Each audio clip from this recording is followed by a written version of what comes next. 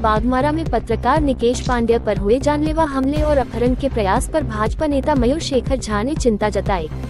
उन्होंने कहा कि असामाजिक तत्वों का कानून से भय खत्म होना गंभीर मामला है, जो आम जनता का कानून पर विश्वास कमजोर कर सकता है। उन्होंने प्रशासन पर पत्रकारों की सुरक्षा में लापरवाही का आरोप लगाते हुए मुख्यमंत्री हेमंत सोरेन से झारखंड में जल्द पत्रकार सुरक्षा कानून लागू करने की मांग की। उनका कहना है कि यह लोकतंत्र के चौथे स्तंभ को बचाने के लिए जरूरी है। सभी पत्रकार साथियों को नववर्ष की हार्दिक शुभकामनाएं। नए साल में आज पहली बार मौका मिलना हुआ है। नवंबर में एक बहुत ही प्रचंड मैंडेट एक सरकार को मिला, झारखंड के इतिहास में जो सबसे बड़ा मैंडेट था, और उस मैंडेट के लिए जेएमएम कांग्रेस गठबंधन के सभी साथियों को मैं बधाई भी देता हूं, और पहले भी बधाई मैंने प्रेषित की है। पर चुनावी जीत का ये मतलब नहीं होता है कि बाकी मुद्दों को आप दरकिनार कर दें। चुनावी जीत में किसी भी सत्तारूढ़ पार्टी को या किसी भी सत्तारूढ़ व्यक्ति को इतना मगरूर नहीं होना चाहिए कि जनता की जो रोजमर्रा की समस्याएं और रोजमर्रा के जो संघर्ष है, उस संघर्ष को जो है आप भूल जाएं और उस संघर्ष को आप दरकिनार कर दें। कानून व्यवस्था धनबाद में पिछले 5 साल में जो है काफी खराब हुआ है, ये बात किसी से छुपा हुआ नहीं है। दिन दहाड़े हत्याएं हुई हैं धनबाद में, माफिया सर चढ़कर बोल रहा है, ये बात किसी से छुपा हुआ भी नहीं। और कानून व्यवस्था खराब होने से भी ज्यादा खतरनाक जो एक स्थिति होता है, वो स्थिति होता है लोगों का कानून पर से भय खत्म हो जाएगा। जब माफिया का कानून पर से भय खत्म हो जाएगा, जब असामाजिक तत्वों का कानून पर से भय खत्म हो जाएगा, तो लोगों का कानून पर से विश्वास उठने लगेगा। तो लोगों का विश्वास कानून में बना रहे, इसके लिए बहुत आवश्यक है कि जो भी असामाजिक तत्व है उनके मन में कानून का भय होना चाहिए। वो भय कहीं ना कहीं धनबाद के परिप्रेक्ष्य में मैं देख रहा हूँ खत्म होता जा रहा है। इस भय को पुनर्स्थापित करना जो है वो धनबाद प्रशासन का, धनबाद पुलिस का, झारखंड सरकार का और झारखंड पुलिस का प्राथमिकता होना चाहिए। पिछले दिनों परसों की बात है, जो कतरास में हुआ, वो दिल दहला देने वाला वाकया है। आज पत्रकार जो यहाँ पर लोगों का आवाज होता है, अगर पत्रकार सुरक्षित नहीं है, पत्रकार जो है वो किसी भी लोकतंत्र का चौथा स्तंभ होता है। एक पत्रकार की किसी भी एक ढांचे में पत्रकार उतना ही महत्वपूर्ण होता है जितना कि जो है विधायक होता है, जितना कि प्रशासन होता है। एक चौथे स्तंभ के रूप में पत्रकार का, जर्नलिज्म का, मीडिया का एक बहुत ही अहम रोल है। और मीडिया की स्वायत्तता को, मीडिया की स्वतंत्रता को और मीडिया अपना काम निर्भीक तरीके से कर सके, ये चीज जो है वो सरकारों को इंश्योर करना पड़ चाहिए, प्रशासन को इंश्योर करना चाहिए। इसके लिए आप सरकार और प्रशासन से क्या कहना चाहिए?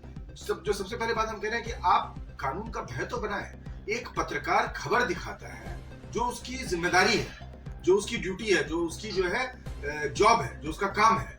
एक पत्रकार केवल अपना काम कर रहा है और उसके काम करने के बाद उसको अगवा करने की कोशिश की जाती है दिन दहाड़े, कतरास जैसे एक बिजी इलाके से।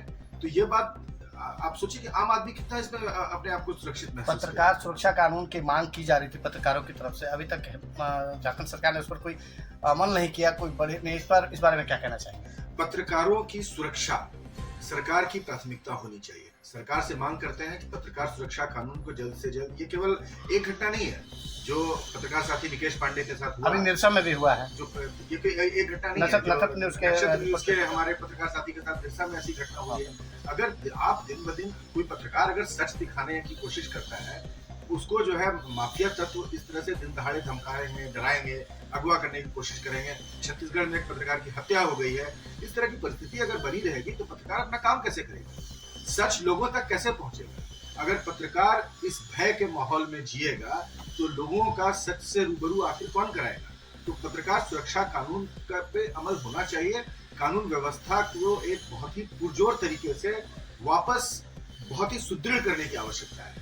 और आखिर धनबाद पुलिस प्रशासन कर क्या रही है? जब जिस अपराधी को जो अपराध करने का मन होता है, वो अपराधी वो अपराध करके चला जाता है।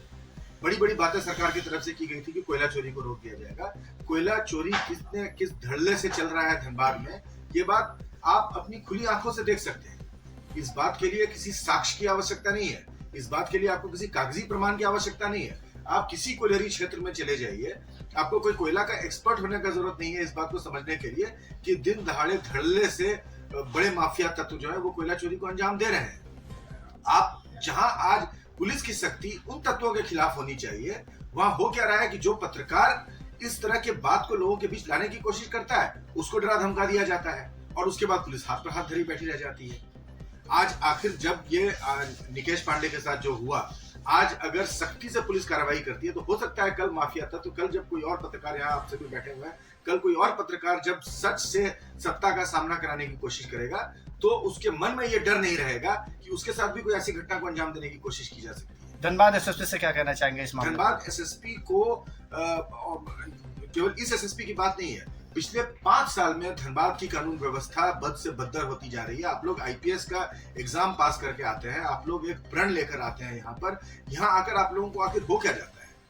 आपकी जो है धनबाद से पहले आप जहां भी रहे हैं वहां आपकी तारीफ होती है, धनबाद आने के बाद आखिर आपके साथ ऐसा क्या हो जाता है कि यहाँ पर आप माफिया तत्वों के सामने अपना घुटना टेक देते हैं?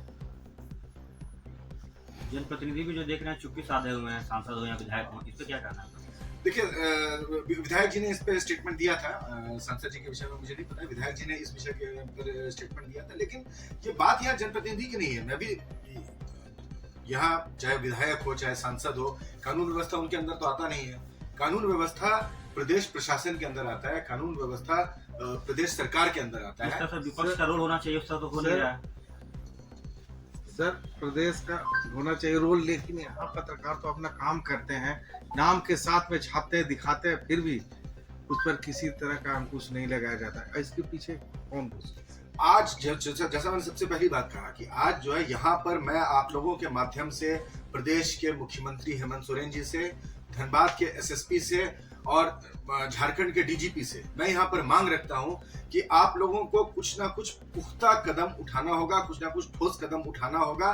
पत्रकार सुरक्षा बिल जहाँ तक है वो विधायिका का इश्यू है, वो आपको जो झारखंड विधानसभा में पारित करना चाहिए, उसको आपको प्रायोरिटी पे पारित करना चाहिए। मैं मांग करता हूँ, मैं आप लोगों के माध्यम से मांग करता हूँ कि, और देखिए ये पत्रकारों की लड़ाई नहीं है और ये ना मेरी निजी लड़ाई है, ये लड़ाई एक बेहतर झारखंड की लड़ाई है। एक बेहतर झारखंड के लिए बेहतर कानून व्यवस्था बहुत ही आवश्यक है। आज आप देखिए पूरे के पूरे पॉलिटिकल डिस्कोर्स में, और यहाँ मैं किसी पार्टी की बात नहीं कर रहा हूँ, आज पूरे के पूरे पॉलिटिकल डिस्कोर्स में जो विकास का मुद्दा है वो गायब है। आप विकास कैसे करेंगे? विकास आप करेंगे जब आपके यहाँ इंडस्ट्री आएगी, रोजगार का सृजन होगा जब आपके यहाँ इंडस्ट्री आएगी, और इंडस्ट्री सबसे पहले देखती है कि आपकी कानून व्यवस्था कैसी है।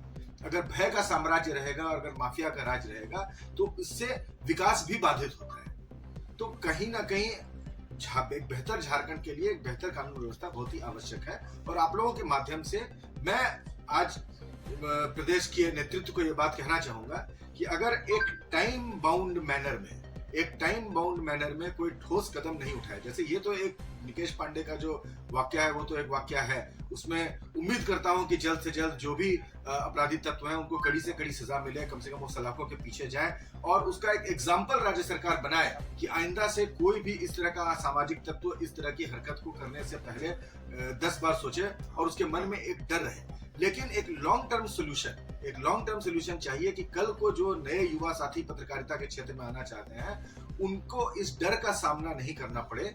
इसके लिए ठोस कानून बनाने की आवश्यकता है और उस ठोस कानून बन के उसको अमल करने की आवश्यकता है। तो मैं सरकार से यहाँ पर मांग करता हूँ कि एक टाइम बाउंड मैनर में पत्रकार सुरक्षा बिल को विधानसभा में टेबल करके पारित किया जाए। जितने भी मैं आप लोगों को पता है मैं पहले किसी पार्टी में था, अभी किसी वो मायने नहीं रखता है। यहाँ पर मैं जितने भी विधायकों को जानता हूँ निजी तौर पे मैं सबके पास इस बिल को लेकर जाऊंगा और उनको भी मैं यहाँ कोशिश करूंगा कि उनको भी मैं इस मुद्दे में अपने साथ दूं ताकि ज्यादा से ज्यादा लोग इस मुद्दे के लिए आवाज बने और इस मुद्दे को सरकार गंभीरता से ले। एक टाइम बाउंड मैनर में अगर सरकार इस चीज को नहीं पारित करती है तो आप लोगों की भी एक जिम्मेदारी बनती है।